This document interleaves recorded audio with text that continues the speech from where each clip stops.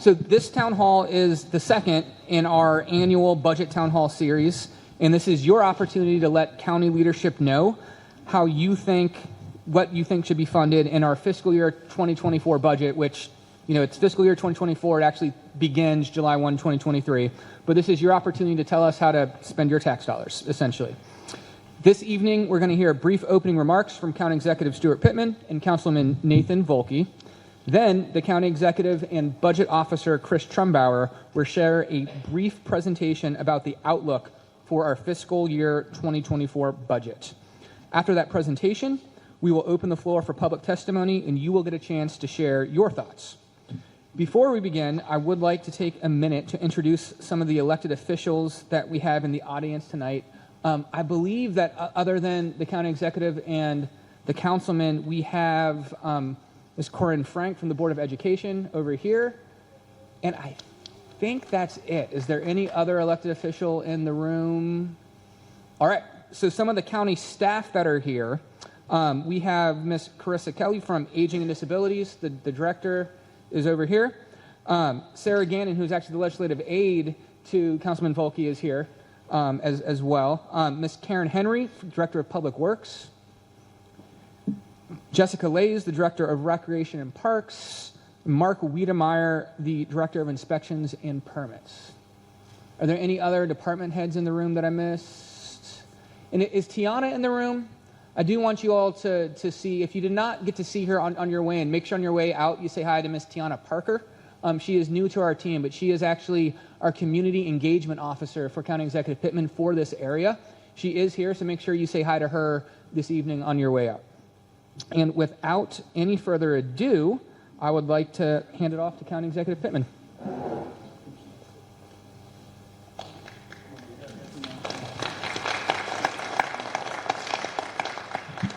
I will be brief right now because I want to get to you all, but this is the second of 8 that we're doing. We've done these every year. We're back to in person, which is great, although we're doing them in these big auditoriums and it makes us look small. But I think some of us got spoiled doing them by Zoom, and we have to actually have to get in a car and go somewhere. So it's a little bit more effort, but I know that the people who are here really have something to say. I want to also just note that while we get budget requests from all of our departments, and there are obviously a lot of big things that we have to do in our budget. Often we hear about stuff that we didn't know about and at these budget town halls. And we have funded things in the past, and hopefully we'll be able to in the future, that we learn about in these town halls. But we also want to hear you just stress what you think is important for us to focus on, because I got to say, this is sort of, I shouldn't say this, but it's one of my least favorite parts of the job, is when we get to the budget and we know that we can't fund everything and we have to make those really difficult decisions. But we've had, I think, 4 pretty darn good budgets. They've sort of evolved with the times. We had the first year where we had a lot of catching up to do, I felt, in some of our departments and on infrastructure, and we got a good start. And then COVID came along, and we kind of tightened the belt because the revenue projections were tough. And then the economy did better than we expected, so we had a couple of good years. And this last year was the one where we had a really great budget that it was almost a unanimous vote on the council, which was the first time that had happened. They had been partisan up to that point. Thank you for your vote, Councilman Volke, on that budget. And it was partly because we had enough to do everything. Not everything, but a little bit of a tax cut, more in the rainy day fund. It was both fiscally disciplined, responsible, set us up for future economic downturns, and we were able to fund a lot of things. So here we are in a position where the economy is less certain. You'll hear about that from Chris Trumbauer. He will go through some slides, and then I will do the last few slides, which are the most difficult ones, I think. But before we do that, I'd like to ask Councilman Volke to come up and share a few words.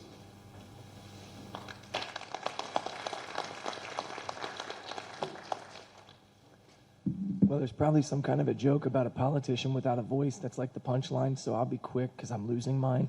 But I will tell you, it's exciting for me to be here with you this evening, and I feel honored that the county executive gave me a little intro because he was introducing Oprah yesterday. I don't know if you saw that. So it's quite a thing to follow up. But with that, I want to welcome the county exec here, all of the county staff. I'm glad that we got to do this at Chesapeake High School, my alma mater. For a number of years, we've been doing it down at Northeast, and so I like to see us get to hit both ends of Pasadena, which is great. It's really special to be here in this auditorium in particular because I spent a lot of time here doing drama and theater when I was in high school, so it's great to be back. Obviously, Sarah, who is my aide, Sarah Gannon, stand up for a second, Sarah. She's another Pasadena person, and if you ever need anything, please reach out to us. We do our best to get answers for people. I cannot promise you that we will always get you the answer you want. Sometimes the answer will not be what you like, and you won't be happy with it, but we try to get you an answer, and we work hard at that, and Sarah does a great job at it. So if you need anything, please let us know. And also, I'm going to take a personal privilege for a minute. My mom is here. She came out, so I appreciate her coming out to check things out. With that, obviously, tonight we're going to hear a little bit about this budget. The county executive, I don't want to steal all his thunder because he's got a lot of interesting things he's going to show you. But what you'll see with the budget is that budgets are about priorities. They're about where we place our priorities, what we think is important. And there are two sides to the budgets, obviously. There's the income side and there is the expense side. The expense side is what everybody wants to talk about, right? We spend a lot of time. We need this and we need that. And we want to spend money on these things. Well, it all costs money. And you're going to see that the projections for this year, while healthy, are not in any way what we've seen the past couple years. So what that means is we're going to all have to think about what is important to us. What can we fund? And that's where we may not be able to do everything that we want to do because that's just the nature of budgets. So with that, I'm looking forward to hearing the projections. I think we have about $80 million to play with. So let's hear how we can spend it in all these different ways. And I look forward to hearing your thoughts on it. Thank you.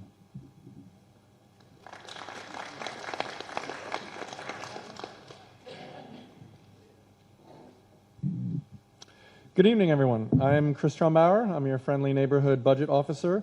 Let me congratulate you all to being part of the first time since yesterday that the county executive has begun his remarks by not saying, let me tell you something I learned when I was talking to Oprah.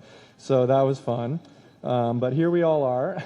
If we can go to the next slide, here's the budget message from the county executive, which is also available on the aacounty.org/your budget page, where you can go and get a lot of this information that I'm going to go through. But let me just set the stage. Tonight, what we're going to do is give you a little bit of a window into what we are seeing right now in terms of our fiscal forecast and how we see things shaping up for the upcoming budget year, which we will introduce our budget on May 1st. So the next slide will show you a little bit of the timeline. Now this is important because you can see in yellow where we are right now, which is the end of January, middle to end of January.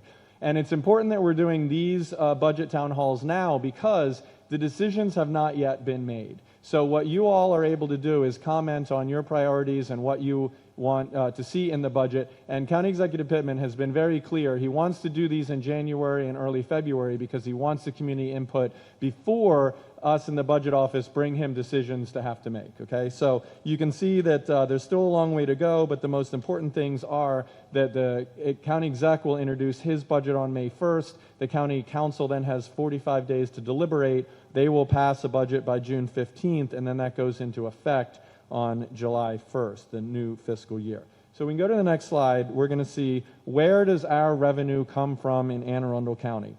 And the bars on the left will show you that these are the proportional areas. 70% of all of our income comes from those first two bars. So that's property taxes and income taxes. Those are the backbone of county revenue. There's a couple other important things there. Mostly I want to call to your attention the recordation and transfer tax. I'll talk a little bit more about this in a second. But this is the real estate transactions that local government gets a percentage of. And as you can imagine, those tend to be attached to how well the real estate market is doing. Next slide shows the other side of the equation. Where does the money go? So the big bar on top, that's our friends at the Board of Education. They get about 50%, almost 50% of our county operating funds to conduct their budgets and to be good stewards for their 80,000 plus students in the public education system. And then you see the other departments. We've got our general government sector, public safety, human services, all the way down to our friends in the judicial system who are the smallest slice of the pie there. Okay, next slide shows you a little bit more detail on the Board of Education. So we have what we call direct county funding, about $834.7 million. That's essentially a check we write to the Board of Ed, and then they have 14 different categories that they spend those funds on, and there's a very productive relationship between the board and the superintendent and county government where we try and work everything out there. But there's other things the county does to support the school system as well, which aren't included in that direct funding, but which come out of our budget. And those are the debt service, which is essentially the interest we pay on our capital projects, also our school health officers and program, and school safety. So that's where the $942 million comes, and that is, as you see in the yellow box, about 47% or a little shy of 50% of our entire operating budget. So the county executive spoke a little bit about our current budget that we're in, our fiscal year 23. You can see here just a few fiscal highlights. I think we're all very proud of the budget, and we're proud that it got bipartisan support. And again, thank you to Councilmember Volke for his support in the budget. But we were able to do some pretty cool things. Not only were we able to give a income tax cut for all taxpayers, which reduced the rate for the first $50,000 of income, but we actually also set the property tax rate below the maximum limit we're allowed, the furthest below ever in county history. And we were able to do that and still meet our requirements for funding and do some other cool things like contribute to our rainy day fund, which is essentially the county savings account. This is the money that we'll hold in reserve for when the next recession hits or other things that will require us to take extraordinary measures. And then when the COVID pandemic hit a few years back, the county entered into a situation we call a structural deficit, which is we thought revenues were going to plummet, and so we still wanted to maintain critical services, so we were paying for some things with what we call one-time funding sources. This opens up what's technically called a structural deficit. We worked over the last couple years to eliminate that structural deficit, so now every recurring expense is being paid with recurring revenue, and that's always the gold standard, what we strive to, and we were able to do that last year. So that was something I know both the county council and the county exec were very proud of. The next slide shows you that all those good things we're able to do in our budget, we're able to maintain a pretty good deal, I think, for our county taxpayers. And this is a graph that shows you our property tax comparison with the 23 other county jurisdictions. And you notice we're pretty far over on the right side there, and that means we're paying among the least amount of property taxes when you look at the rate. So ours is 0.933 per $100 of assessed value. That's the eighth lowest in Maryland. And you can see a lot of the other what we call big central Maryland counties are pretty much higher than us. Most of them are around $1. And we're very proud of that. That's good. And we also have a very generous homestead credit in Anne Arundel that prevents homeowners from paying extreme increases if the home value goes up suddenly. The next one is just to show you a little history. Throughout the recent history of the county, most of the time, the rate has been much higher than it is now. So you see where we are now is at 933, but even as back at 1990, when I was in high school, incidentally, we were paying over $1 in Anne Arundel County. So just good to know where we sit in the historical setting there. Next slide is the other side of the house on the income tax. Remember, this is the other big component of county revenue, and we're getting an even better deal here. We are the fourth or fifth lowest in Maryland, depending on if you compare our lowest rate or our overall rate. And I say that because this past year, we were able to implement something new, which is a progressive income tax, and that's setting different rates depending on how much tax you're paying. So we gave a tax cut to the first $50,000 of income, and that means if you only make $50,000, then you're only paying that rate. But even if you're a high earner, you're still getting that tax cut for the first $50,000 of your income. So every single Anne Arundel County income taxpayer got that. But as you can see from this chart, there's only 4 other counties in Maryland that are paying a lower rate than ours, and they are generally rural counties, not central Maryland counties like us. The next slide just shows you the history of our rainy day fund recently, and with the help of the county council, we've been able to increase the level that we're allowed to fund in the rainy day fund. So if you look at this chart, the blue line is our current balance. The orange line is what the maximum, the orange chart is what the maximum could be. And over the last couple of years, we've worked with the council to increase that rate to allow us to hold more money in reserve in anticipation of economic downturn in the future. So we're looking at about, hopefully by the end of this upcoming fiscal year, having as much as $140 million in reserve, which will be very helpful if a recession does show up in the coming years. So all this good stuff in the budget, if we go to the next slide, working with Councilman Volke, we were able to fund a lot of great stuff in District 3. I won't go through all of these, but you can see there's a ton of Rec and Parks projects. I know our Department of Rec and Parks has been working very hard to get projects in District 3. You see also some good road and transportation projects, and then water and wastewater. And, of course, who wants to forget the new Mountain Road Library? So a lot of good capital projects in District 3 that are on pace to get built soon. So I want to shift now and talk a little bit about what we see looking forward. Our fiscal year 24 expectations we'll talk about in the next couple slides. But first I want to reference how we see things shaping up for the remainder of this fiscal year. We think now the income tax and the property tax revenue should continue to come in fairly strongly. There is a decline in our real estate taxes, and that is because, you guessed it, mortgage rates went way up. So guess what? Nobody's refinancing their homes anymore, and the housing market has stalled a little bit. So we anticipated this happening. We planned for it. So it's not a major catastrophe for the county, but it is something that affects our overall amount of revenue going forward. Because of that, as we project forward, we're looking at a lesser amount of what we call recurring incremental revenue. So that means we'll have less money to deploy into new things this year than we did last year. But on the good news, because our previous fiscal year ended up exceeding expectations and we were able to realize some savings, we are going to probably have a little bit of fund balance, which is what happens when you spend less money than you planned on. So the next slide is a little bit more detail on our real estate taxes. We call these recordation and transfer taxes because you get one piece on the recording and then you get one piece on the transfer. But if you see, there's two what I call shark fins on this chart. The one on the left is the great housing bubble during the Great Recession, and what we saw was a big climb and then a big decrease, right? So that's very informative.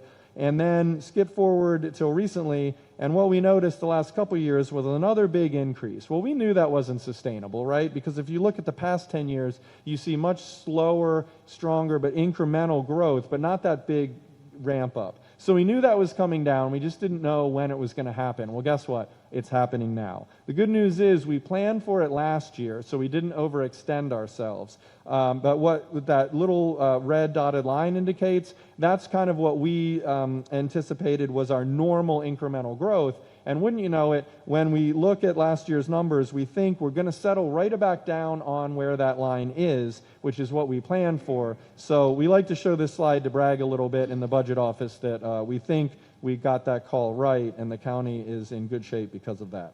So we go to the next slide. As we look forward to planning this upcoming budget and what we'll hear you all talk about shortly, as we look in what our obligations are, we tend to divide these into non-discretionary, which are things we have to do, and then discretionary, which are things we'd like to do, but they're kind of dependent on what sort of resources we have. And non-discretionary are like the debt service increases.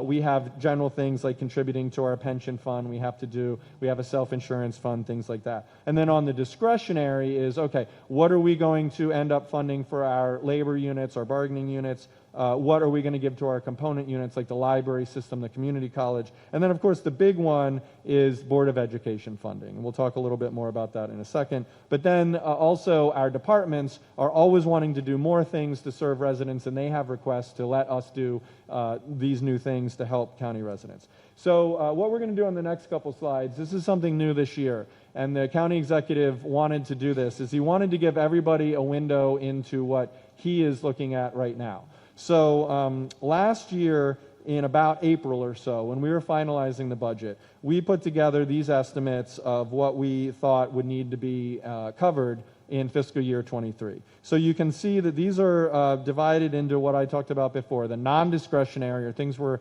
required to do, and then discretionary. And we've got estimates. These aren't exact numbers, but they're ballpark numbers for what we were looking at about April last year. And the top thing there in red, the incremental recurring revenue, that's the budget office's projection of what are we going to get in revenue more than we got the year before. So that's the year-over-year comparison. And that allows us to know what amount of funding do we have to deploy in this upcoming budget, right? So last year we had $130 million. About $21 million of that was things we had to do, those non-discretionary. But that gave us a pretty big number of $109 million to deploy into other things that we needed to do. Now, the good news for our friends at the Board of Ed is we spent $50 million over there helping them give teacher compensation and new positions and things like that. So that was almost half of that. But you can see some of these other things. Our employee pay package was about $20 million. We did take $20 million to eliminate that structural deficit, and then we had about $14 million of departmental increases to expand the work that they're doing. But that balanced out that $130 million, okay? That was a very good year. That is a way above average amount of recurring revenue. So the next slide will show you what our best guess is right now in late December, early January, of what we're going to have to deploy. And the first thing you'll notice, $80 million is a lot less than $130 million, right? And so you heard the county executive and you heard Council Member Volke kind of reference that it's a little bit different this year. And so as we go through our anticipated non-discretionary costs, things are more expensive this year. Inflation is high. There's some other factors. And so we're just going to ballpark about $30 million for that. That only leaves us about $50 million with the current assumptions to do all those other things that you see listed. Paying our employee units, funding the Board of Ed, funding the library system, the community college, giving our departments the funding they need to serve the residents. So that's about a $50 million difference than last year.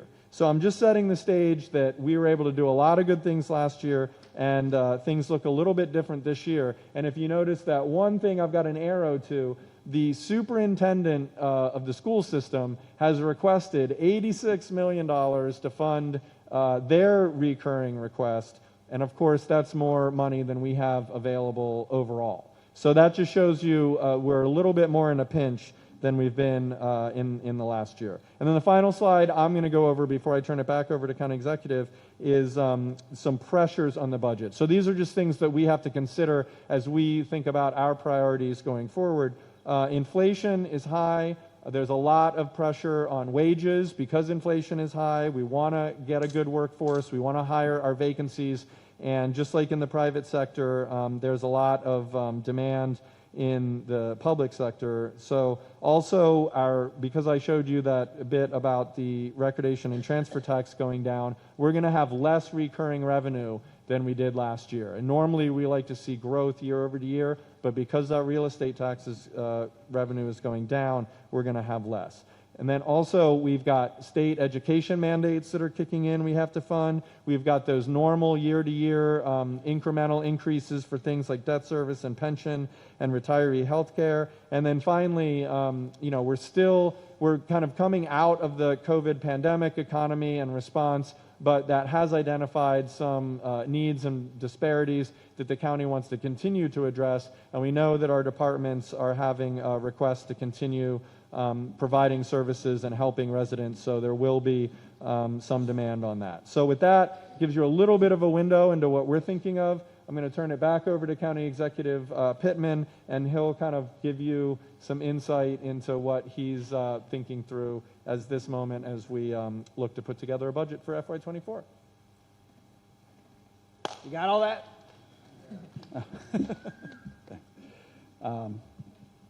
Yeah. It's great having a budget officer who can actually explain it in plain English pretty much as that's possible. But let's look at this next slide. So I meet with the superintendent every month. In fact, I met with him today, school superintendent, and he's been out doing a series of town halls, and he's been showing some slides as well, making the case for his budget request. And actually, his slide shows us second lowest on teacher starting salaries. It's slightly outdated. We got a we're doing a little better than that. But if you compare our starting salary even to the counties that are near us, which are the ones that we're competing with for staff. My phone's talking to me, but found something on the web, it said. Anyway, we're lower than them. They're the ones that are higher up on the list for the most part, the larger counties. And he tells us that we're about almost 200 teacher vacancies, plus we have a lot of vacancies that you know about, bus drivers, custodial staff, food service staff, throughout the system. And we're competing for folks. And so it's important that we staff our school system. Go to the next slide. It's also important that we staff our fire department, our police department, our libraries, all of our agencies, and it's a competitive environment to do that. So that's part of the stress that we're under. So what are we going to do? What are we going to do? And that's part of probably the most difficult part of my job, is to look at all of these pressures and look at all of the requests coming in from all of our departments and from you all. And one option is cuts. You know, we can cut to be able to do the pay increases. We can cut staff positions. We can cut all kinds of things. But this county, if you compare us to other counties, that's been done a number of times, and we're pretty close to bare bones. But it's an option, and we're always going to look for cuts. And I'm sure that Councilman Volke will help us with that as well, and the council. Fund balance to cover recurring costs. Well, Chris talked about that. We really don't like to do that. I mean, you do that in a crisis, but we're not in a crisis. So if we start going back to the practice that a lot of other counties do of using one-time money that we know is here now, but it's not going to keep coming every year, and using it to hire people or for raises, we know that those are recurring expenses. So we create structural deficit, and we don't want to do that. And then there's a variety of ways to create revenue, but it all comes out of our pockets, of course. It's through different taxes. So if we go to the next slide. On the property tax, if we were to increase our property tax rates, you saw the slides of where we've been in the past and where we are compared to other counties. So for every 1 cent per $100,000, we get $8.7 million to put into the budget. So that's one thing to look at. If we go to the income tax, for every 1/10 of 1% on the income tax, we get $10 million. And that's $10 million the first year, Chris. Does that then increase, right? Okay. So the way the income tax works is it comes in over the next 3 years, most of it over the next 2 years. So we actually get more than $10 million, but $10 million for the first year. So if we were to go to what all the neighboring counties have, which is 3.2, the state maximum, we being at 2.8, that gets us pretty close to $40 million to put into this budget. So those are options. And then there's the progressive income tax that Chris talked about. It's a new state authorization that we have where we did the income tax cut for the first $50,000. There's the option of doing an increase on the income tax for whatever level we choose. We could say everybody who has an income above $250,000, we could go up, and every 1/10 of 1% we go up for them.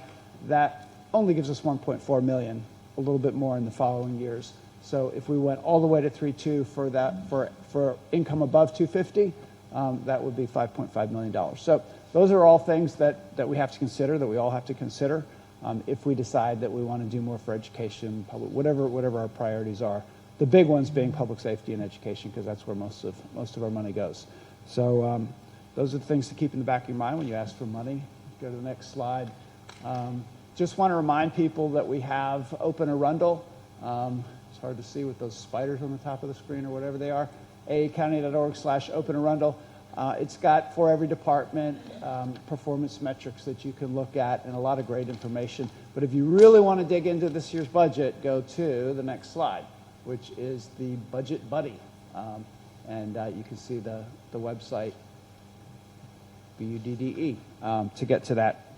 And you can play with the budget and dig deep into every department. So I will stop on that. Give it back to James, who will start organizing the input. And I think he will probably tell you, but both Nathan and I will probably be taking notes, and we won't respond to each item as you come up, but at the end we will give you general thoughts and respond to any that we choose to before you leave. So hang in here. Thanks. Thank you, Chris. Thank you, County Executive. Now is time for the public testimony portion of the evening, where we get a chance for you to tell us what your priorities are, and again, how you would like our decision makers to prioritize your tax dollars. So each speaker is going to have 2 minutes to give their testimony, and as the County Executive just said, for the sake of time, both he and Councilman Volke will not be responding to every comment as you make them, but they are listening, they're taking notes. We have Elizabeth Punch from our office over here as well taking notes, so we're definitely recording everything that is said. But they will make comments at the end of the evening, so if you want to hear their reactions to what is said tonight, definitely stick around until the end. I am going to start by reading the list of residents that indicated they wanted to speak as they came in this evening. There were about 18 that our staff in the front gave me. I'll call you up 3 at a time, and you can line up by the microphone over here. After we've gotten through this list of 18 people, if you have something you want to say, or if when you came in today you didn't think you were going to give testimony, but you heard something either in the presentation or somebody else, and all of a sudden you're like, no, I do have something to say, there will absolutely be a time where you can come up afterwards. So if you're not on the list, we apologize that we missed you, but there will definitely be a chance for you to have your voice heard as well. Also, you can send an email to budget-comments@aacounty.org and give us any of your thoughts on the budget, like now until it gets introduced. So that's budget-comments@aacounty.org. So again, as I call you up, please line up behind this microphone. Be sure to say your name before you start your testimony, and please lean into the microphone and speak directly into it so that everybody here and the recording can hear you. So first up, we've got Brian Holtzlander, Larry Hahn, and Sandy Maldonado. If you can walk up and give your testimony.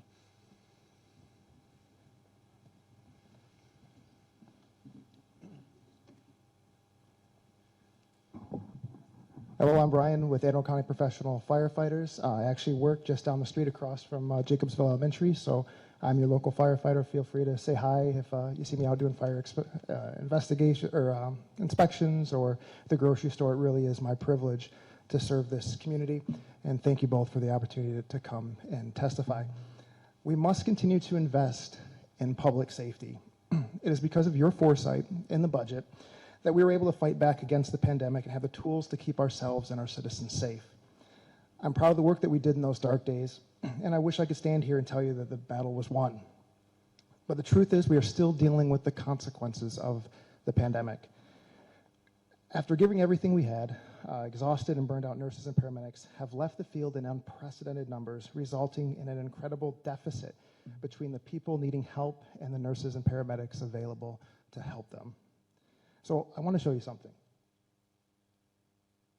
Now, it's not important that you can read this, but each color on this website, it's live, this is right now in our county, represents a hospital that's saying, we're full, we have no beds, don't send any ambulances here. And this is every day and what our paramedics are dealing with. And what that means for you is that we're driving incredible distances to find a hospital to take you to, or we're waiting with you on our stretcher in the ER for hours upon hours and not available to answer the next emergency call.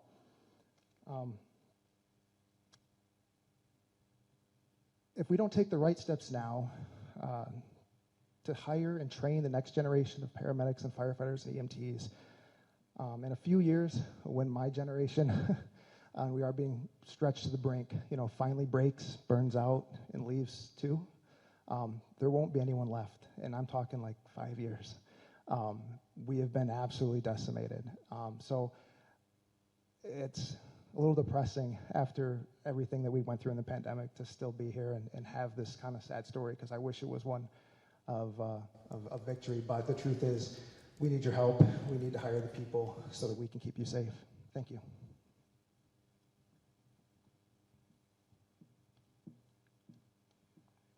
Good evening. My name's Larry Hahn, and I'm here today to talk a little bit about a public safety issue we have in Bellhaven, down off of Fort Small Road.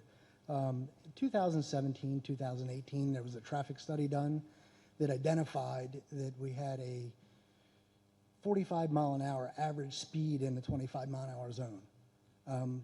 The neighborhood pulled together and we talked to the public safety folks, and they basically came back and said, hey, pull your folks together and pull your money together, and we can work with you on providing speed humps. I'd just like to talk a little bit. I'm going to geek out a little bit with some numbers here. If at 25 mile an hour, you're at your car is driving at a rate at 36 feet per second. To stop that car, it takes 85 feet. So when you're pulling out of your driveway, you have an average view of about 100 feet either direction, on average, from pulling out of any driveway to a public road. When you're doing 45 mile an hour, which was what was identified on the traffic study, you're doing about 66 feet per second in your automobile, and it takes you 196 feet to stop that vehicle. In order to have speeds of an average of 45 mile an hour in a 25 mile an hour zone, there are people doing excess of 55 mile an hour. So if you're doing 65 mile an hour, it takes you're just under 100 feet per second in your vehicle, and it takes you about 345 feet to stop that vehicle. That takes 5.5 seconds. So what that's telling me is the people in our community at times have to have a viewing distance of 345 feet in either direction to avoid having an accident with the drivers that are driving in our community. This is important. We have a lot of outside influences in our community, in the form of restaurants, bars, marinas, yacht clubs that are putting this burden and this unsafe condition on our community, and we're being asked as citizens to pay to have this traffic measures put in place to mitigate this risk. I'd just like to, ask if you guys would help to see what you could do to help us mitigate this risk, to allow our families to have a safer, happier community. Thank you.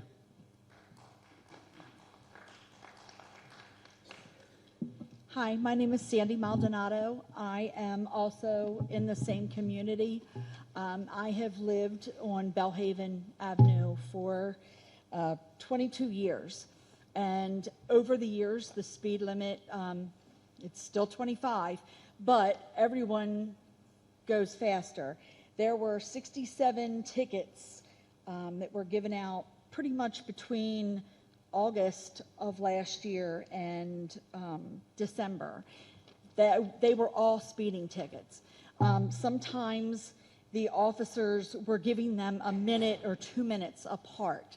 So if they come out on our street, they are constantly writing tickets. If we had every officer in Anne Arundel County sitting on our street, I guarantee every one of them would have someone pulled over.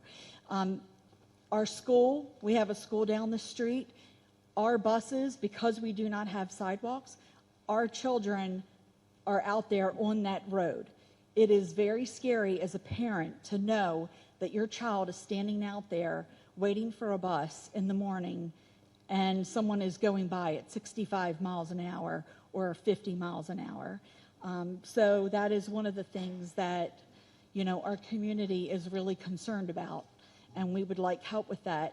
There are, the boat yard, the boatel is there, Pleasure Cove, I guess it is. There's a lot more traffic, and there's a lot of outside forces, and it definitely, we need help down there. Thank you.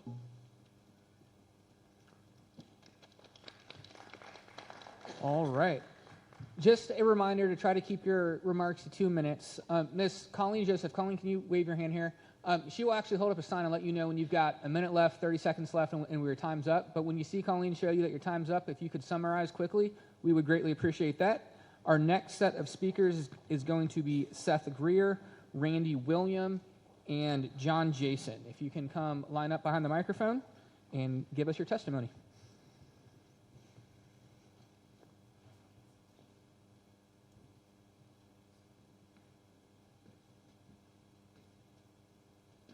Any order is fine. Good evening. My name is Brandy Williams, and it's kind of going to be more of the same. I'm a resident of Belhaven Avenue, and I've been living on Belhaven Avenue for 25 years this year. And it has constantly become more and more of a problem. I had a friend and a family member that each lost a pet from in front of my house in the first 5 years I lived there. These were not my dogs, but they were visiting in-laws and a friend. And to expand a little bit more on what Mr. Hahn said, from what I understand, there was a county study done back in 15 or 16. That county study identified the average speed at 40 miles an hour. When the secondary study, which is the one Mr. Hahn referenced in 17 and 18, just 3 years later, there was a 10% increase from 40 to 45 miles an hour. So it is getting worse, and it's documentable. It really is a dangerous situation, and we've been reaching out for 4 or 5 years. My wife, who will speak at some point later, has been in contact with Mr. Volke's office, his assistant, multiple times.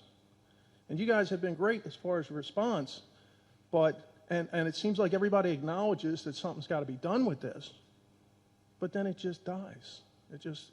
Nothing happens. It just goes quiet. So that's why we're here.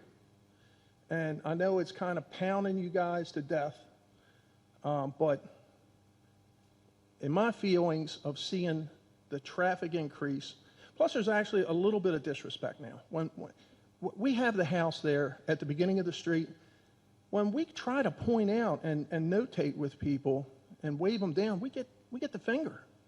I mean, it's a very hard situation to live with. And again, we hope you guys can do something to help us.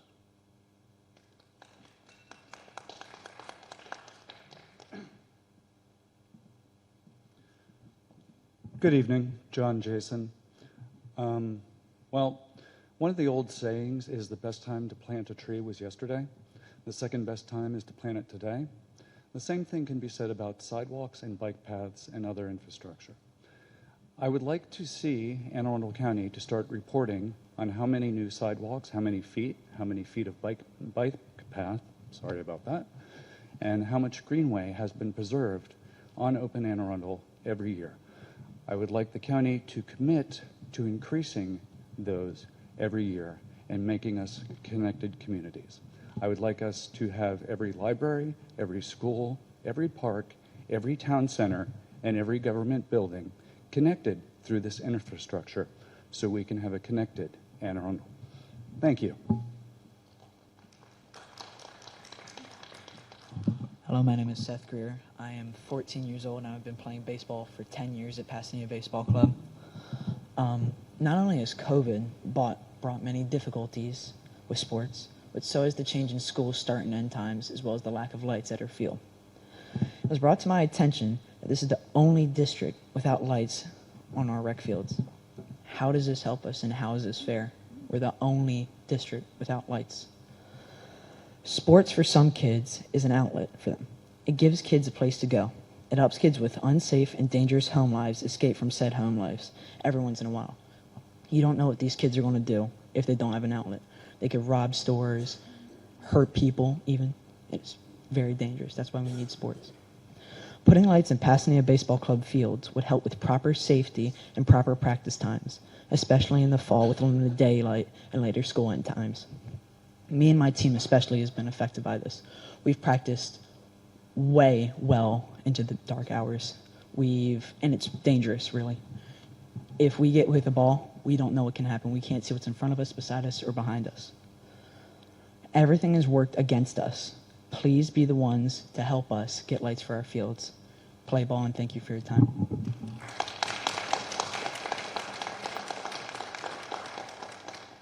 Thank you. Next up, we have Ian Marchanti, J.J. Jackson, and Ron Wayne.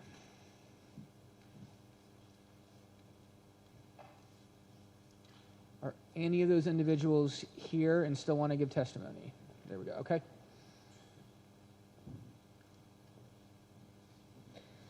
Hello, my name is JJ Jackson, and I'm here tonight with 4 items of concern that affect the safety and wellness of our county residents. As our school does not have crossing guards, we need flashing lights and speed humps at our crosswalks to our schools and parks. While I'm sure all locations need assessment, I'm specifically speaking about Pasadena Elementary School and Lake Waterford Park on Pasadena Road. I witness people flying through these crosswalks on a daily basis, including the Eastern District Police Department, which is also on that road. I sincerely appreciate the sidewalks that were added to this road. However, it is still not safe for our children who are walking to school, especially that the number of children has increased with the reduction in bus services. PES also needs the upper rec area fully fenced in for student safety. We are currently limited in using our new track in the field area because of the lack of fencing, which requires police presence for outdoor school events, which is, of course, an unnecessary drain on those resources. I would like to see expanded harm reduction programs and Narcan access throughout the county, as well as Narcan training availability to address our opioid crisis. I participated in Narcan training at one of our libraries, which was a great offering. However, when I went to help someone in need who needed access to Narcan while working to get their family member in treatment, I found that the health department in Annapolis did not have it readily available to hand out. I was then sent to Glen Burnie, where it took several phone calls for them to figure out who the singular person was that knew where it was to provide it. Our family would like to see a pay increase for our teachers, school staff, parks and rec staff, first responders, librarians, and their respective programs and facilities, as they are underpaid and underfunded for the value of their labor and services that they provide to a community that they can barely afford to live in. Lastly, we need to follow up on the massage establishment bill implemented last year, as we are in desperate need of a human trafficking task force. Ordinances are great. However, we need a dedicated task force that encompasses multiple disciplines such as law enforcement, the Attorney General's office, state regulators, real estate property license, AAPI non-governmental organizations, and translators. The illicit massage industry is estimated to generate $5 billion per year, and we need to make our county and state inhospitable to these traffickers, protect vulnerable populations, and protect our true therapeutic massage therapists, many of whom are small local business owners. Thank you.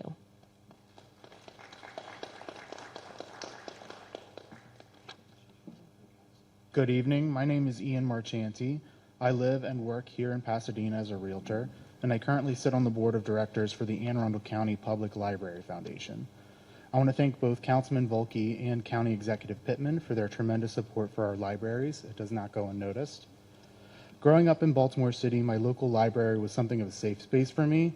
So when I began looking for organizations to join late last year in order to begin to better ingrain myself into my community where I work, the Library Foundation was the obvious choice. I'm here this evening on behalf of the library to urge you to consider a crucial adjustment to their budget. One of the library's top priorities is to ensure their staff are paid fairly and competitively. I don't need to tell the library patrons here tonight that our staff are extraordinary. During the pandemic, they went above and beyond the call of duty, and they continue to do so. We were the first library system to reopen in June 2020, and we work to serve the critical needs of the community. Since 2020, library staff have distributed more than 275,000 masks and over 266,000 COVID test kits, in order for the people of Anne Arundel County to satisfy health regulations, earn a living, and begin regaining control of their lives.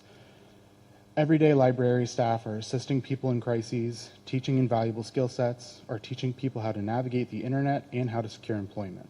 And yet many of those staff members aren't being paid a livable wage.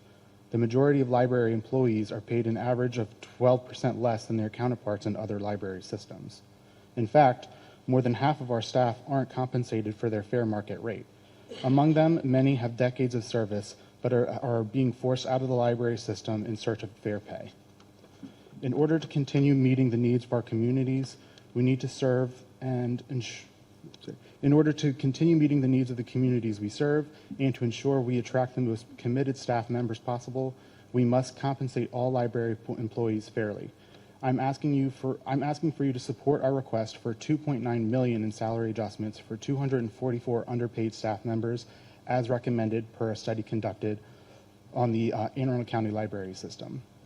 Please help bring library salaries in line with other jurisdictions so that we can continue to provide exceptional service and pay these amazing staff what they deserve. Thank you so much. Is Ron Wayne still here? Would you still like to speak? All right. The next up, we've got John Spencer, Connor Curran, and Veronica Lathram.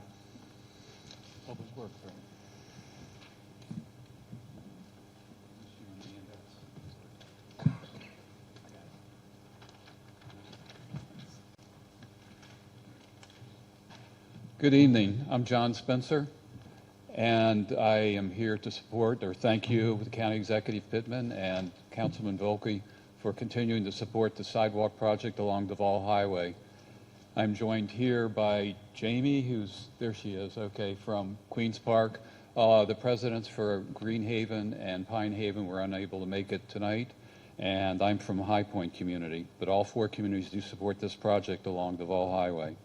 As you can see in the first handout, the walkway right now is in some cases less than 2 feet, and people don't exactly follow the speed limit, as we just learned a few minutes ago.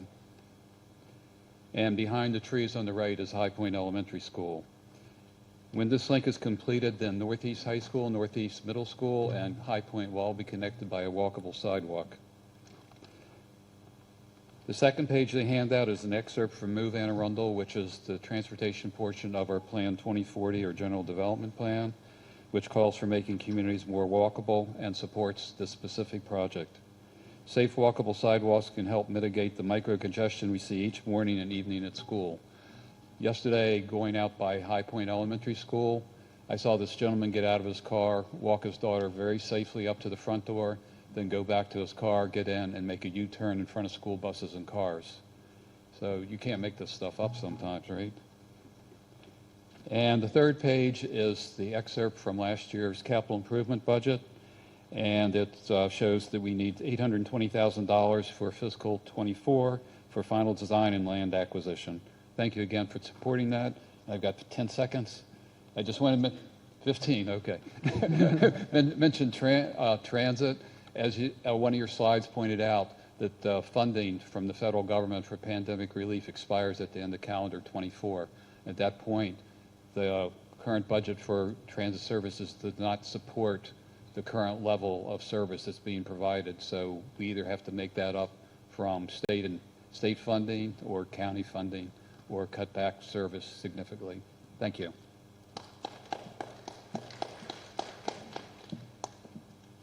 Good evening. Oh, that's loud. Hello, my name is Connor Curran. I'm here on behalf of the Greater Pasadena Council, which is a group trying to magnify Pasadena's voice to get more resources in the community. Today, I want to talk about one topic, walkability. There's two projects in particular that we're trying to support. The Duval Highway project, which is critical for making High Point Elementary a safer place for the residents in the area. And let me remind you that walkability is not just a random sidewalk here and there. It's a connected pathway for another mode of transportation. This is critical into the community's safety. I also like to discuss the Jumpers Hole project between Ritchie Highway and Mountain Road. With an increased amount of development in that area, that road is in need of a sidewalk for the residents in the area to be able to access the local amenities. As was mentioned, Belhaven Road is another area of need. I'm a proud student of Fort Smallwood Elementary in the area, and I can see firsthand some of the impacts of the speeding in that area. And I'd also urge the county to look at that project as well. These all go into the Move Anne Arundel Master Transportation Plan, and I hope that these projects can be considered for that plan. Thank you.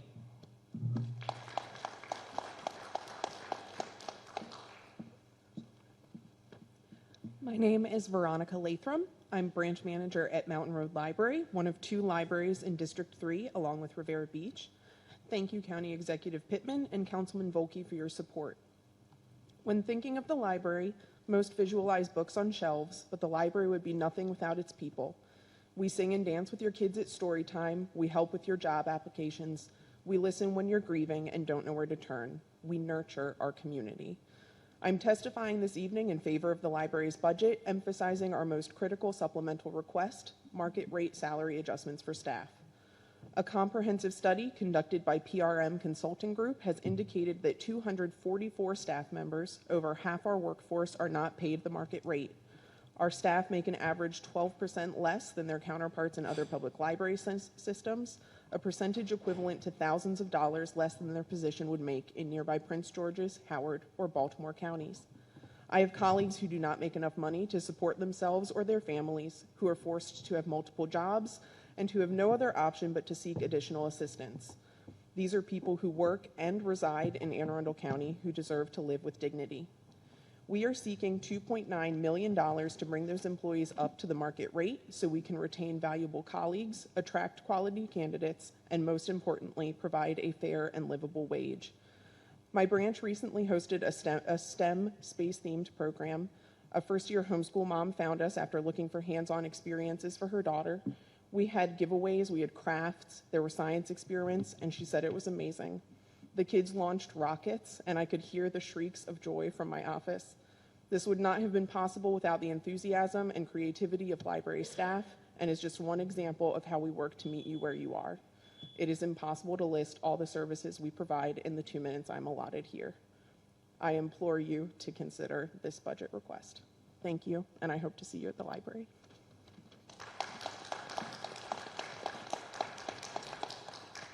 Thank you. Next up, we have Brendan Maltese, Christy Cajas, and Jessica Galvardi.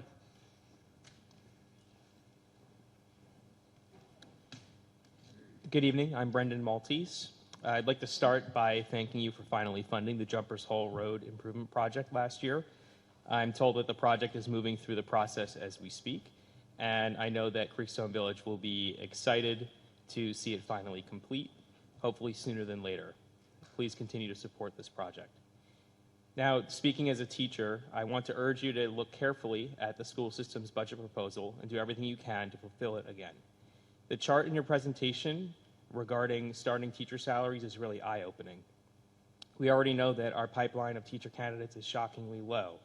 I remember hearing about a teacher shortage coming when I was in school. Well, surprise, here we are. The good news is that it's not a mystery why we're here. Teaching has long been regarded as an underpaid profession, a calling to make change in our community, and a general respect for teachers. But over the years, we've been chipping away at all of those things. Your administration dug us out of a hole, but now we're only on ground level, looking up at everyone else around us.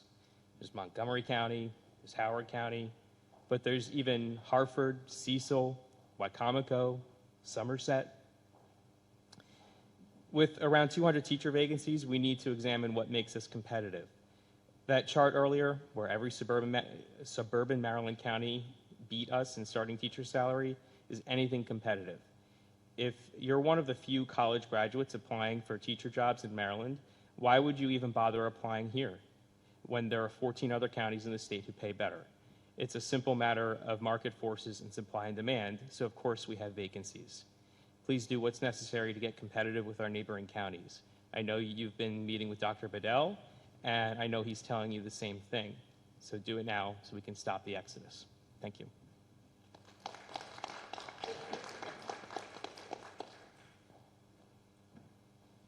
Hi, I'm Christy Keish. I came here tonight to talk about school health. If you don't know it, school health does not fall under the education, Anne Arundel County's education department. It falls under the health department. The nurses, LPNs, and certified nursing assistants all are contract labor. They need to be merited. It's not equal. There's 99.9% women. They make not a living wage in Anne Arundel County. A lot of them are on food stamps. You've also lost, I think it was 190 employees last year of the 300 and some school health nurses that are there. Those nurses now that are there are looking for other jobs because they're not merited. All the bonuses that were given out during COVID, none of the school health people qualified for that.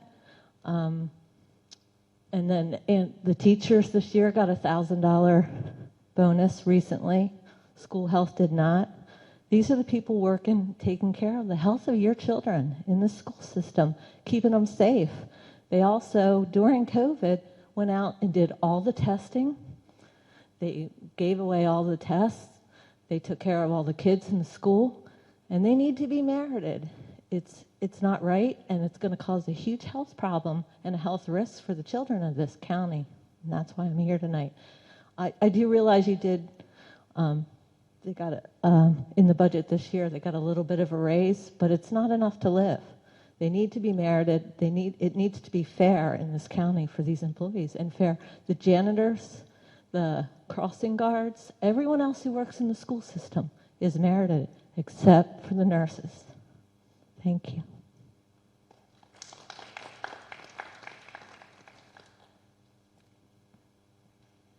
Good evening, folks. My name is Jessica Gallawardi. I'm a District 3 resident, and I've volunteered at Anne Arundel County Animal Care and Control for 2 years now. Shelter life is tough on an animal. Many dogs and cats live in cages for months. Some are part of court cases and have been caged for 2 years. One of the most humane tasks volunteers do is to give each dog a daily respite from its life in a cage because the shelter's small staff is too busy to do so. We currently walk the dogs in a large grassy field between the shelter and the fire department headquarters and on a trail a volunteer built through the woods behind the shelter. To play fetch and run off leash, we take them to outside playpens and a barnyard next to the grass field. If they are under protective custody and not allowed to be seen by the public, we take them to playpens behind the shelter that were paid for by the volunteers' nonprofit. If a dog is lucky enough to have someone interested in adopting them, the playpens are where the dog will meet with the potential adopter. This is a critical step towards saving that dog's life. But all of this is about to disappear. The police department will begin construction this summer on a 55,000 square foot complex that will eliminate that grassy field, the barnyard, and every single playpen. It will also cut off access to the wooded trail. Although Animal Care and Control is part of the police department, it was not adequately consulted in planning this project, which substantially shrinks the shelter's grounds. Once this project begins, where can dogs be safely walked? Where will large farm animals be housed? Where will potential adopters meet with dogs?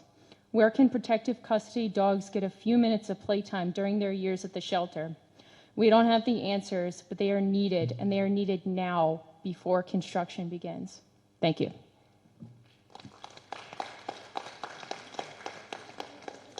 Thank you. Next up, we have Michael Shire, Julia Vows, and Arlene Camp.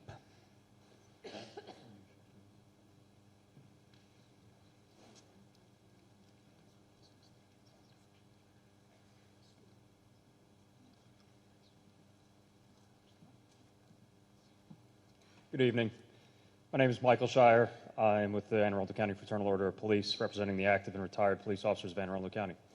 First of all, I want to thank you, Mr. Pittman, Mr. Volke, for the opportunity to speak here tonight. I also want to thank you both for your continuing support of our police officers in Anne Arundel County. As I mentioned at the last budget town hall, Anne Arundel County Police is a standout agency among our nationwide peers. Our level of professionalism was recently applauded by a national accrediting body, which awarded us the highest level of accreditation and remarked that we need more Anne Arundel County police departments. As crime skyrockets just over the county's borders, we've been holding back these dramatic losses to public safety. It takes a huge amount of work. As one of the other speakers here mentioned about teacher salaries and market forces, and you, Mr. County Executive, had the chart of teacher salaries, we have this same problem. We are losing police officers, the few that we can find that want to do this job these days, to our competitors. We're well behind the curve on how many officers are serving our population. Thank you, Mr. County Executive, Mr. Volke, for your efforts in increasing our staffing. We made some early progress in your last term, but we have plateaued. That means that we continue to face a problem of more work with no more police officers, even as our population grows. How long do you think we can hold back the tide of crime that is at our borders? We've increased our community engagement, improved our professional accountability, and enhanced our training, but all this comes at a cost. We're running a marathon at a sprinter's pace, and it's just not sustainable. Because the hole we were put in by previous administrations who made staffing cuts, and our failure to fully climb out of that hole, we find ourselves in a precarious situation. It's easy and fast to cut staffing, but it's very time-consuming to increase it. Mr. County Executive, if you add police officer positions to this upcoming budget, which begins in July of 2023, you will not have a fully trained police officer actually equipped and ready to serve the citizens of this county until January of 2025. That's 2 years from today. It takes that much time to recruit, to vet, to hire, to train and equip that officer and get them in a position where they can effectively serve our county. This all goes to say that you cannot delay anymore. We're far behind the point where a 7-year-old staffing study told us that we should be. Since then, our taskings and workload have increased beyond what the study predicted. I'm going to crib a phrase that I thought was coincidental. I had the same one as a previous speaker. The best time to fix a problem was yesterday. The second best time to fix a problem is today. We need the budgeted positions. We need the vocal support of our elected leaders to counter the anti-police rhetoric. And we need the salary and benefits to make us competitive in the market so we can fill the ranks with the best police officers for all. Thank you all.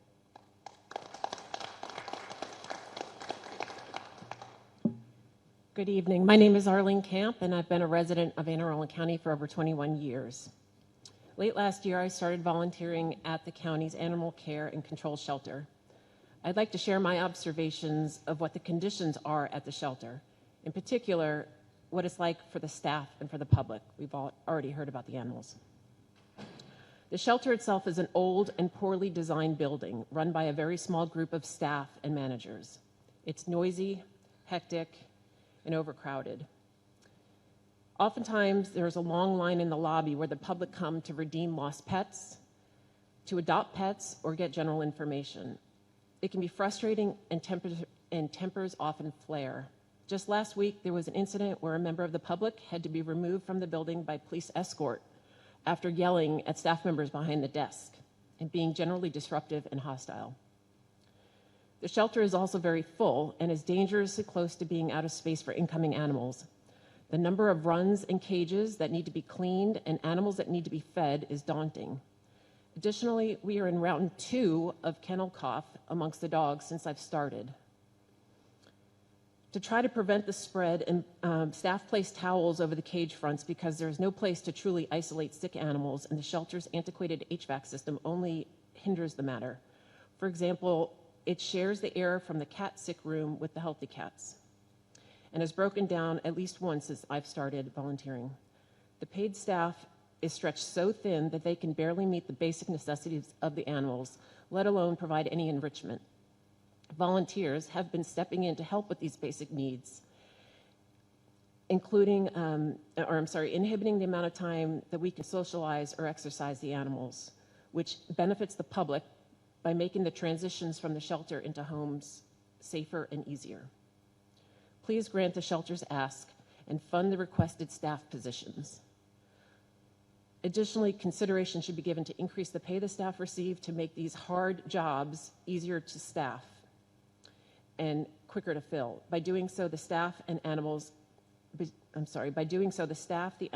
the public will benefit. Thank you.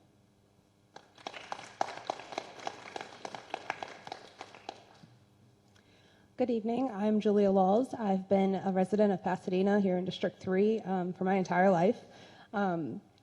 This evening, I want to talk about a couple of the things that were up on the list that you presented there. Particularly in public safety, I didn't see anything for mental health services, facilities, resources. I'm sure that's somewhere in the budget, but it would be nice to see where that money's going to go. That's something that across the entire county, we definitely need to work harder towards putting those things into place. I was really upset about the Narcan not being readily available, so I'm sure that's somewhere in there. It would be nice to see that on the presentation. Also, along the lines of public safety, I want to recognize that the Anne Arundel County Sheriff's Department was not listed. I realize that's not specific to District 3, and that's a county-wide. However, they do need increase in personnel, and while we're increasing personnel, across the county for different departments, it would be really nice to decrease the deficit that they're having there. Anne Arundel County volunteer firefighters specifically. Kind of treated like redheaded stepchildren. It'd be nice to see them get some of the funds that they need in order to meet the criteria to continue to serve our community here, and be given the same respect as our, yes ma'am, our county firefighters. Recs and parks, I noticed that is a huge list for District 3, and rightfully so. You might notice that around here, we don't have malls, we don't have bowling alleys. I mean, in order to get off the peninsula with all of the ever-growing traffic patterns and the increased time, the only thing that our residents have to do that is convenient in the evening hours after work and getting onto the peninsula is taking their child to an athletic field. So I hope to see that every one of those items under recreation and parks is filled, also particularly because the school start times has reduced those resources and those facilities for those kids after school. Sorry about that. My last thing is for our Board of Education. They are members on the board. They are in serious need of an ombudsman. It is really hard to know that they have full-time jobs during the day, and then they are also trying to do all of this stuff and answer our concerns. Lastly, I want to talk about the cuts because nobody's talking about where we can get this money from. So first, we can stop funding the positions that are historically never filled. Throughout all of these budget meetings, there are some positions at the county level in different departments and at Board of Ed that never get filled. However, every year we see them come up again in the budget. So instead of using that money to consistently, put there for a position that's not going to be filled, why don't we give that to the people that are actually showing up to work? Ma'am, I do need you to summarize. Okay, and the last, if you're looking for money to fund any of these projects, maybe we could use the $500,000 that was spent on the basement of 44 Calvert Street. Thank you. Have a good evening.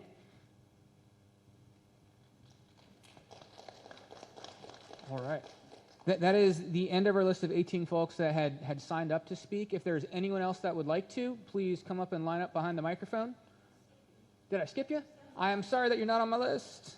But anyone, if I skipped you or if you just didn't write your name down and you want to speak, just line up here. My name's Francis Pierchowski, and I'm from Anne Arundel County, 71 years. And the first thing off, you need more time to speak. Most of these people aren't professional or public speakers. They're nervous getting up here. Most everybody is important. They got something to say. 2 minutes isn't enough. You got to give people more. It's almost harassment or holding that sign. Just go, wear her arm out here tonight. The other thing is, I live at the end of Belhaven Avenue, and it is a bad spot down there.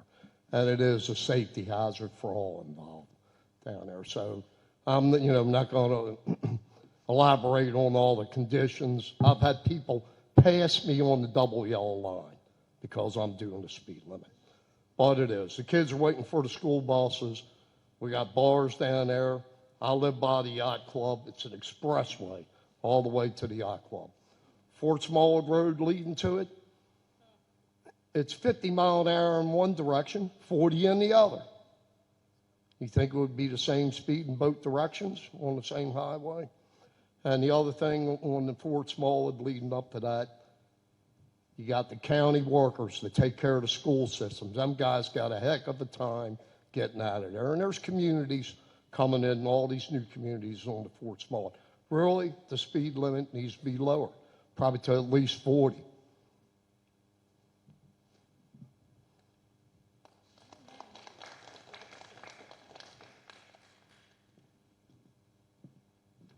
Hi, my name is Jamie Herman Cugnay. When the sidewalks linking Fort Smallwood Road and Mountain Road are completed, where will they lead? They'll lead to Havenwood Park.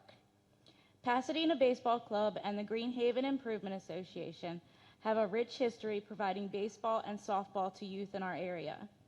PBC itself is celebrating our 70th year of youth baseball this year. With improvements to Havenwood and NMS, including electricity and lights, our organizations will be able to continue to provide opportunities and expand our programs for our community, our children, and future generations. Havenwood Park can hopefully become a hub of the community with these improvements. Lights on the 12U and 15U fields are a priority. Given the AACPS school start times, middle school students involved in baseball can only practice for about 45 minutes to an hour during the fall and the early spring. The only high school cluster in all of Anne Arundel County with no lit youth athletic baseball fields particularly is the Northeast cluster. Everyone else has access to lights. We have to go to a neighboring district down Bellhaven Avenue to use the one field that we are permitted to use that has lights. But the light bulbs on that field are often taken when another field needs lights. So they come and take those, and we can't use them. Several of our fields are currently unplayable, and without significant investment in our grounds, by the county, they will continue to be. The maintenance that needs to be done on our fields are beyond the scope of what our volunteer staff can do on their own. We ask that you provide electric to all of our fields, fresh dirt on the untillable fields, and remove the extensive poison ivy on the NMS fields, please, soon. I'm the one that removed it last year, and it was not fun for 2 weeks after. We ask that you include these projects in the budget, and thank you in advance for helping us achieve our goals.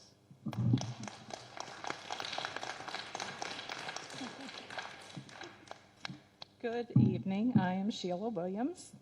I promise you this will be the last time tonight you hear about Bellhaven Avenue. But on March 5th of 2020, I reached out to Mr. Volke by email expressing our frustration about the speeding on Bellhaven Avenue. This was in follow-up to the traffic study that was done that Mr. Hahn and many others had brought up.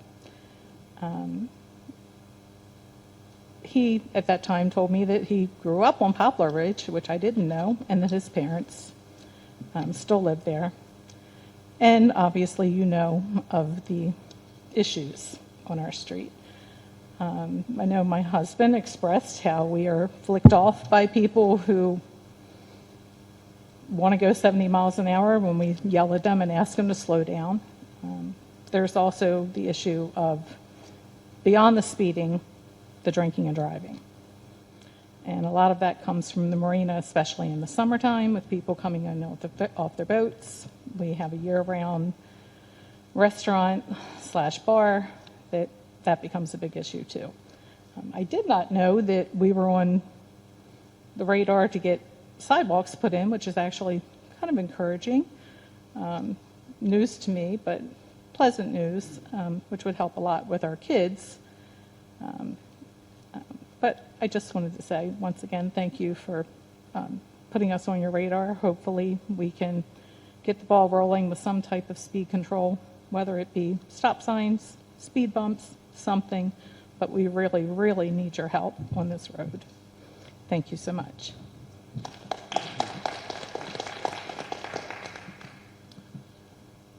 Good evening, County Executive Pittman and Councilman Volke.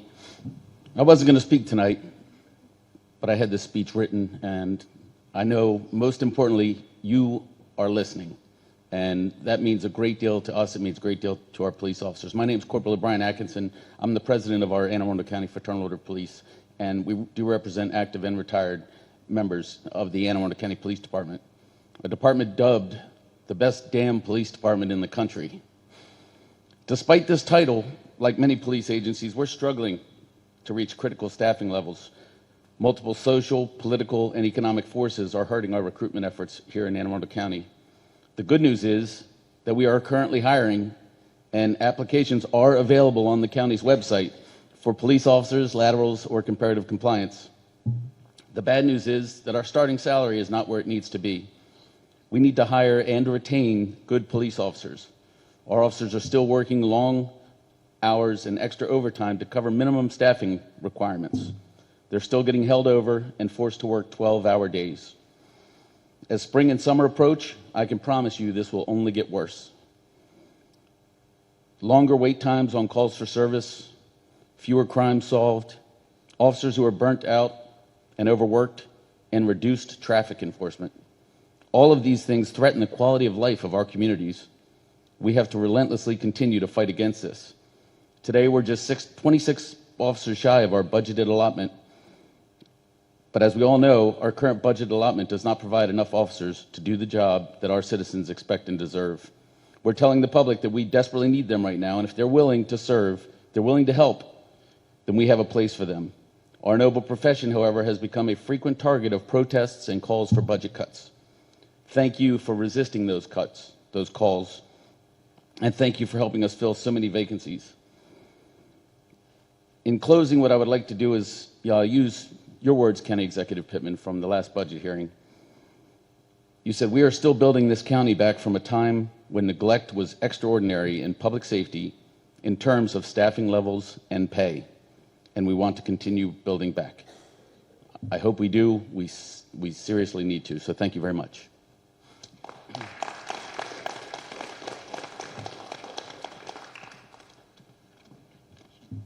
Good evening, County Councilman Nathan Volke and County Exec Pittman.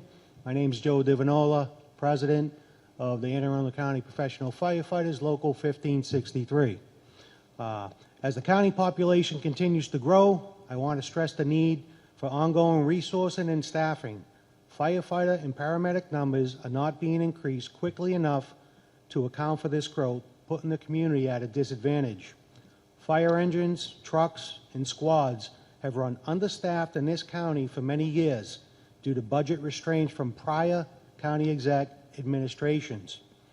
I know over the last 4 years, the county exec Pittman has been able to fix several stations, adding a third firefighter, but there are still several stations responding with 2 firefighters on an engine and sometimes just driver only. The national standard for the number of firefighters responding on an engine is 4 firefighters at a minimum. Out of 31 stations in Anne Arundel County, we meet that standard at 4 stations only. The minimum standard is met at all surrounding jurisdictions: Baltimore City Fire, Baltimore County Fire, Montgomery County, PG County, Howard County, you name it. Right now, we have 30 firefighters out on injury and illnesses. Some of them will never step foot in a fire station again because of their injuries. Those of us that are able to drag a leg into retirement will live very short lives because the carcinogens and other dangerous chemicals we are exposed to in our profession. January is Firefighter Cancer Awareness Month. In 2022, 75% of the firefighters' line of duty deaths were due to occupational cancer, 350 in the country. And those names were engraved in the IAF Memorial in Colorado Springs. This September, our local will put 6 names on that wall.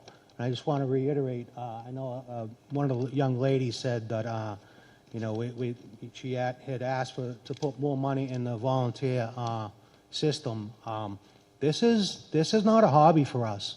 This is a career. We train hard. We work 24-hour shifts. This isn't a hobby or a sport. This is what we do for a living. We are absolute professionals. This is not a hobby. So anybody out there that thinks that you're getting a volunteer service coming out of this area, I'm a District 3 resident. There's professional firefighters on every piece in this county. We run 100% of the calls. Thank you.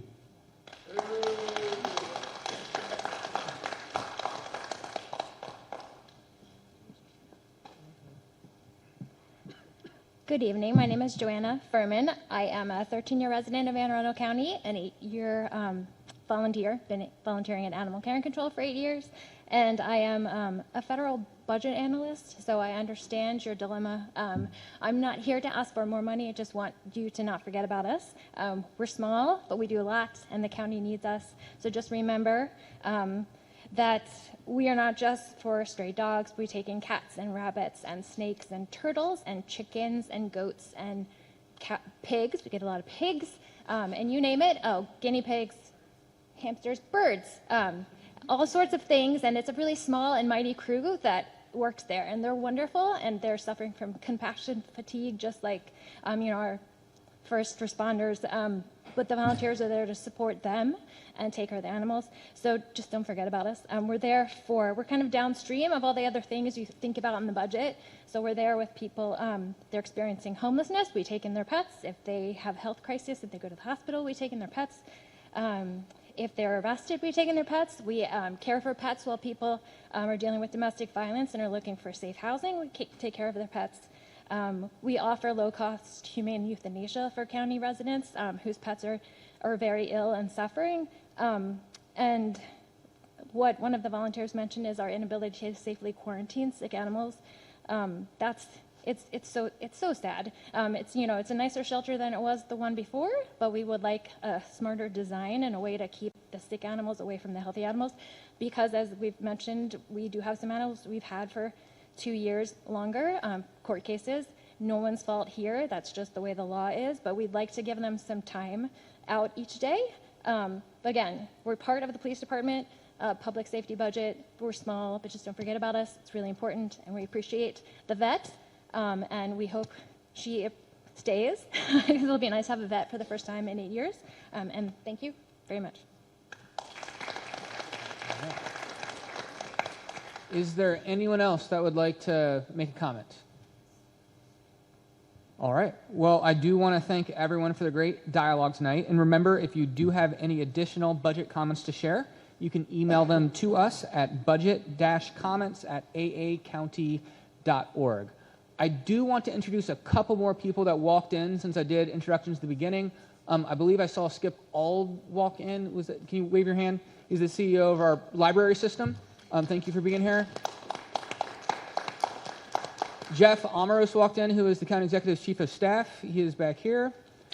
And I mentioned Tiana Parker earlier, but she was still out helping do check-in. But Tiana, can you stand up and raise your hand? She is the County Executive's Community Engagement Officer for this area. Is a really good person to know. And if you live on Bellhaven Avenue, you might want to get her business card.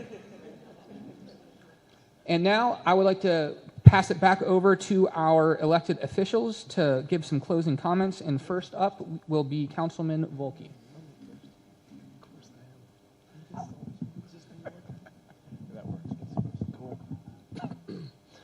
Well, first I just want to thank everybody for coming out. I know it takes a lot out of your evening to come out here and sit in front of us, and I'm sure that at certain points you think, are they actually listening? Are they really taking down notes? Are they going to be able to help me? I will tell you, we will try, right?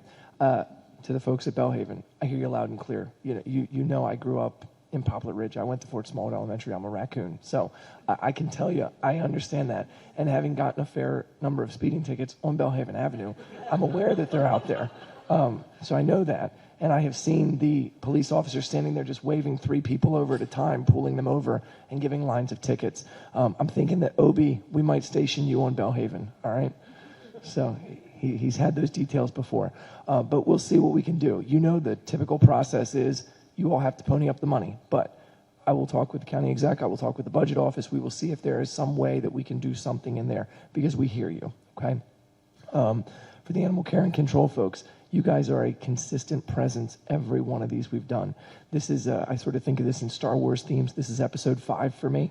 And so having done this the last 4 years, the first thing we heard about was that we needed more cages, right? Then we needed a vet. Now we're talking about the conditions. Now we're talking about the field. So thank you for continuing to advocate for what is important to you and coming out and sharing that with us. Candidly, we're looking at this plan, and I don't want to speak for the county exec, but I think we're all looking at it going, okay, this isn't good. So this is the kind of thing that helps us because, believe it or not, we don't know everything. People think we do, right? You think that every single problem that happens everywhere in the county, we're 100% on it. I'm sorry, dirty little secret, we're not. We're pulled in 100 different directions, and I joke sometimes that we are a mile long and an inch deep, right? That is what we have to try to run all the time. And so we rely on our partners in the departments, and we talk to them, and they have the subject matter expertise to drill down much better than we do. And so that's what we try to do, is we try to take the high level and connect people and help them. So thank you for bringing that to our attention. to just everybody who came out from public safety. I won't call out all of you by name, but thank you again. You guys are here every time. Thank you for advocating and pushing and for what you do for our county. Same for the library. Skip in the back. I'm a former library trustee. I was on the board with when he was still he is the CEO, but I was there. And they do great work. They do amazing things for our county. I will say I did know about Pasadena baseball, and that is on my radar. And I actually talked to Delegate Kipke about it this morning, and about whether we can get potentially some state money to come down for that too. So we are looking at that. You didn't mention the bathrooms, but he was under the impression there may be a bathroom problem too. I was waiting to hear that. So that's there. In terms of the sort of things that we can cut, so I will tell you, I'm always a guy who's looking for cuts. I have been for years. That's why they all joke that I'm going to cut something, because I've put up tens of millions of dollars of cuts in the budget. Many of them don't pass. I will tell you this, however. Cutting vacancies is a challenge, right? It looks like the low-hanging fruit, but I can tell you from talking to the guys in DPW over at Northern Roads who they work their butts off for this area, they are sitting at vacancy rates sometimes of 20%. That doesn't mean those positions aren't needed. It just means they can't find somebody to put in there. That is needed for this area, because the problem is there's still 100% work, and it goes to the 80% who now have to work even harder. So that's something that I've learned being in this position the last 4 years, because my initial reaction would be cut. We not filled, got to get rid of it, not needed. That's not actually the reality, and it's something that's been eye-opening for me, even being in this position the last few years, because those guys work $14, $15, $16 an hour. The challenge they're having is you can go work at McDonald's. It's a lot easier job, and you don't have to get up in snowstorms. You don't have to go out. You don't have to plow roads. You don't have to be salting in front of schools.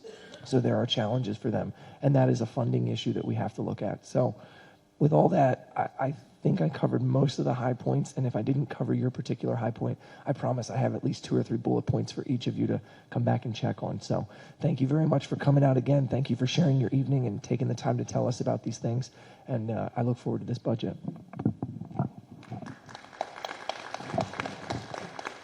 I don't know that I want to get close to the germs on this microphone after hearing you talk, but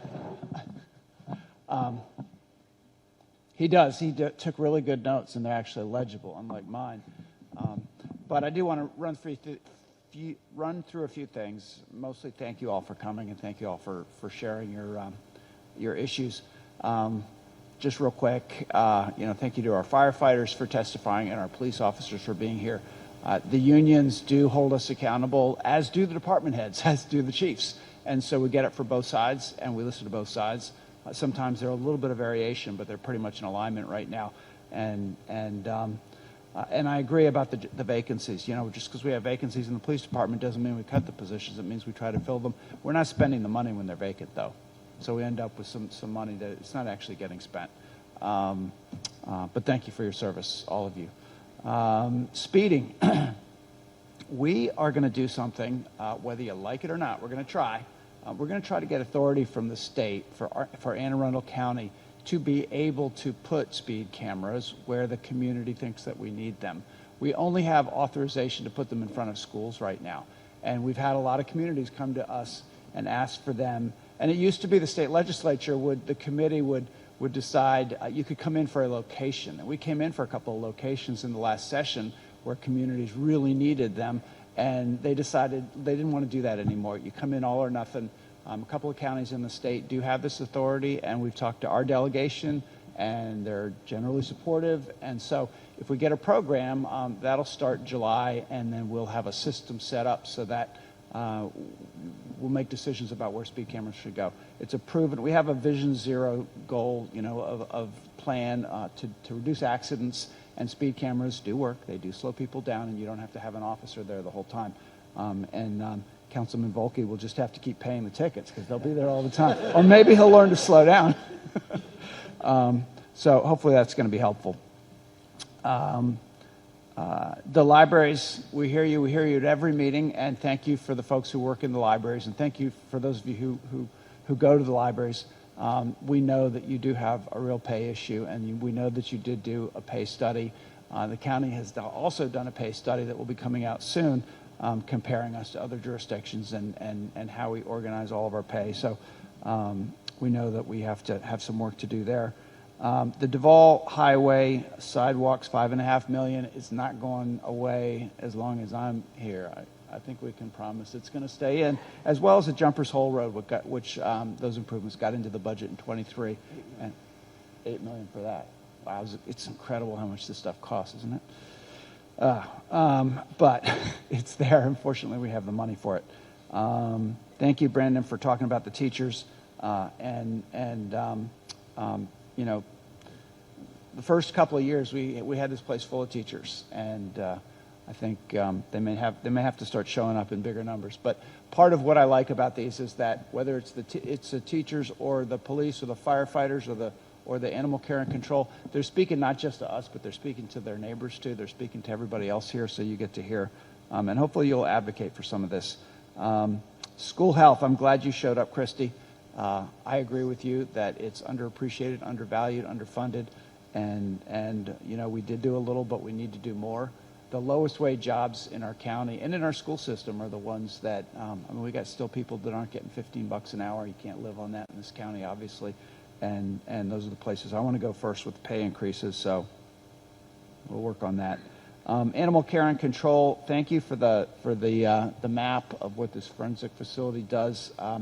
I was not aware until the last meeting that the loss of the space where the dogs go outside. We're going to have a meeting to look at that, and I think maybe we are going to have to start looking down the road at a capital project for a facility. Not making promises right now. I'm scaring Chris right now, I know, but we were just talking about locations, so and we got to do better for those animals. I think I'll stop on that. I mean, I think that's most of the stuff that was covered. But thank you. You know, you know where we stand right now. You know what our challenges are, and you know how to get a hold of us online, and you can comment more online with the address that was shared. So. And next door, y'all can comment on next door too. Oh no, please.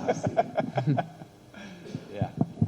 All right. Thank you, Councilman Volke. Thank you, County Executive Pittman. And again, thank you all for being here. Have a great evening.